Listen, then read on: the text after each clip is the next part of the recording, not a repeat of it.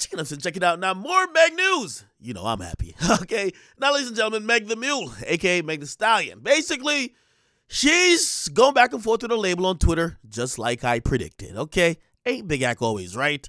Yeah, Big Ack. Anyway, she went off on Twitter about her label countersuing her. And this is what she said. Now, if you don't know, they basically sued her, saying that she handed in a project, but the project is not what's going to be qualified as an album. And actually, looking further at the report, apparently, they're saying that Meg owes them 2 albums, not 1. So they're saying Meg tried to finesse an album that she would only owe them 1, and they're basically saying, nah, shorty, you still owe us 2. Now, remember I told y'all, and I've said this on Twitch many times before, the problem here is, Meg signed to Roc Nation. She want to go to Roc Nation, except they don't want to pay the fee to get her out the contract with this guy. So she's going to continue to bitch and moan and hopefully gain some sympathy points while she's going to still just sit there. The judge ain't going to do too much other than, like, approve her dropping records each and every time. But only an arbitrator really could decide whether she has contractually fulfilled her obligations with 1501. So that's what they're back and forth in court for now, okay? So now she tweeted out, first, the man over my label said I don't make him no money. Now he countersued me trying to keep me on his label because he want to make more money. LOL, if I ain't making you no money, why not just drop me?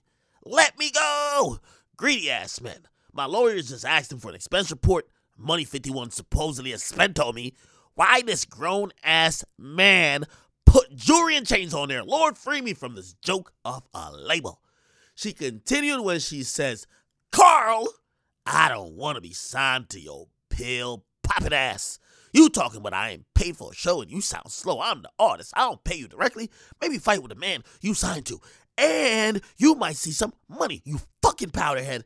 You hiding behind Jay Prince. Carl, you got a whole contract with 300 and talking shit to me like I got your fucking money. You're attacking me. Why? Because you want to be famous, not rich. Ask Kevin Lyles where your money at, stupid. Now, Carl Crawford did respond. He's the boss of 1501 Entertainment. He said, stop playing victim, Meg Thee Stallion. You haven't paid for one show since 2019. Hiding behind Roc Nation. You can't keep that bullshit-ass mixtape and send over that straight drop whenever you ready, okay? Now, let me try to explain this to y'all for some of the people who don't know music lingo, okay? Basically, and I did get this wrong initially, apparently she owes 2 albums.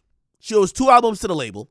She was trying to finesse that something for the hot girls, right? Or something for the hotties as an album, right? It has like 21 tracks. Usually anything over 7 tracks is anything below 7 tracks an EP, anything over is an album, but that's not the only requirement. It's also about runtime.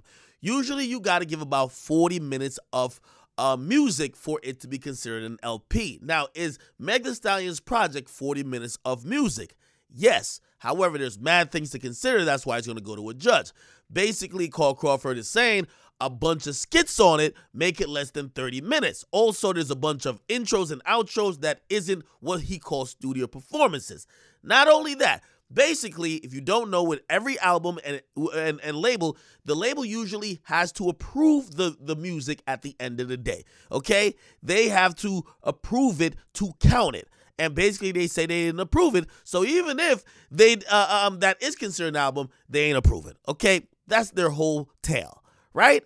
And they're saying that Meg is trying to like weasel her way out of it. Now they bring up another thing, which now I got to give you some more explanation on how the music industry works. So Meg Thee Stallion is actually signed to 1501. 1501 is a production company. They signed her when Meg was broke and dusty. Okay. It was a company using Carl Crawford's baseball money, right? Now, they put her in a deal, and this is what we don't know yet. When we do know, I'll let you guys know, but we don't know. Meg is in the 360. We just don't know from who. So Meg is signed directly to Carl Crawford, but then Carl Crawford entered a joint agreement, right, with 300 Entertainment. Now, here's the thing with that. With 300, they might have the 360. So who knows? They might have given a big lump sum of money. Maybe they gave $10 million, right? Now that $10 million, they're saying that they don't only want to recoup off music. They want to recoup off music if she gets a Fashion Over deal, if she does shows. But that would be for 300. That wouldn't necessarily be for 1501.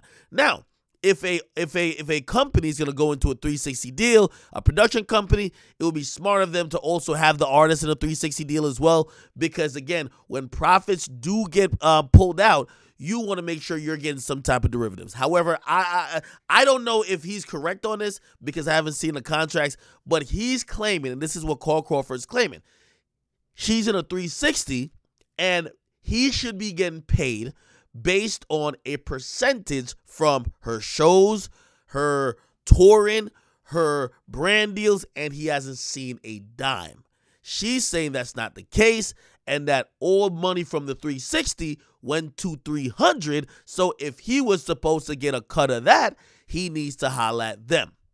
All makes sense to me. We just don't know what's in the contracts. They're going to keep going back and forth, but of course, as I keep telling y'all, Meg the Peon, she ain't gonna do nothing but get on Twitter and flap her goddamn gums and use her fingers to write up some essays because she's still gonna be in a contract with these guys. They own her. They own her soul. They own her. I'm sorry to tell y'all. Get a comment box, make sure you guys like them, subscribe.